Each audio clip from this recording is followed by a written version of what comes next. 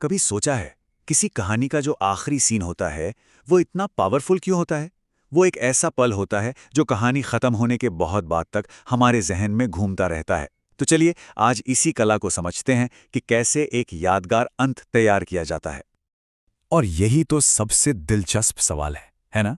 क्योंकि जो सबसे कमाल के एंडिंग सीन होते हैं ना, वो कहानी को खत्म करते हुए भी एक नई कहानी की उम्मीद जगा देते हैं, एक उत्सुकता छोड़ जाते हैं।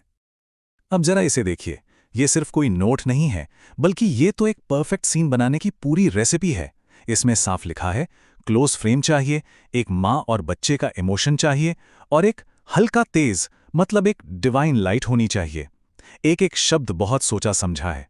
तो सबसे पहले बात करते हैं विजुअल्स की, कि कैसे सिर्फ जो हम अपनी आंखों से देखते हैं उससे एक खास फीलिंग पैदा करने की पूरी तैयारी की गई है।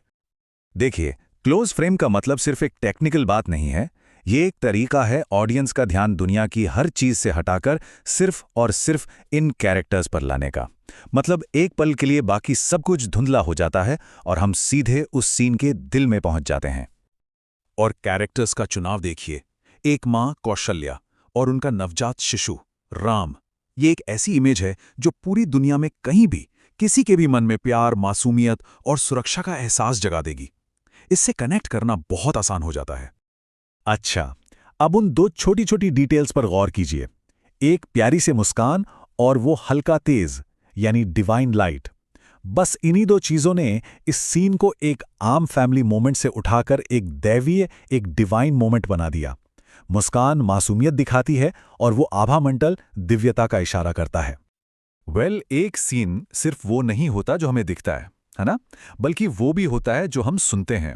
और यहीं पर साउंड डिजाइन का रोल आता है, जो किसी भी सीन का पूरा मूड सेट कर सकता है और हमारी फीलिंग्स को गाइड कर सकता है।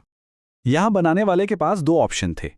एक तरफ हल्का सा भजन चला सकते थे जो सीधे सीधे सीन को एक आध्यात्मिक पहचान दे देता। दूसरी तरफ सिर्फ इंस्ट्रूमेंटल म्यूजिक जो लोगों को अपनी फीलिंग्स खुद महसूस करने की ज्यादा आजादी देता। दोनों ही चॉइस का असर बहुत गहरा होता। तो हमने तस्वीर की बात कर ली, आवाज की भी।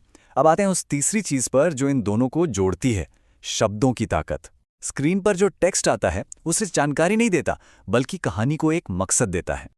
ये हैं वो शब्द, ये लाइनें सिर्फ ये नहीं बता रही हैं कि क्या हो रहा है, नहीं, ये तो इस छोटे से पल को एक बहुत बड़ी, एक महागाथा के कैनवस पर रख रही हैं। ये एक तरह का ऐलान है। तो इस टेक्स्ट के दो काम हैं।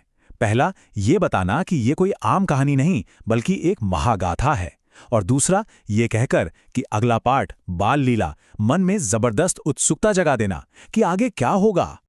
तो सोचिए, जब ये सारी चीजें, वो खूबसूरत विजुअल, वो इमोशनल म्यूजिक और वो दमदार शब्द, जब सब एक साथ आते हैं तो क्या होता है?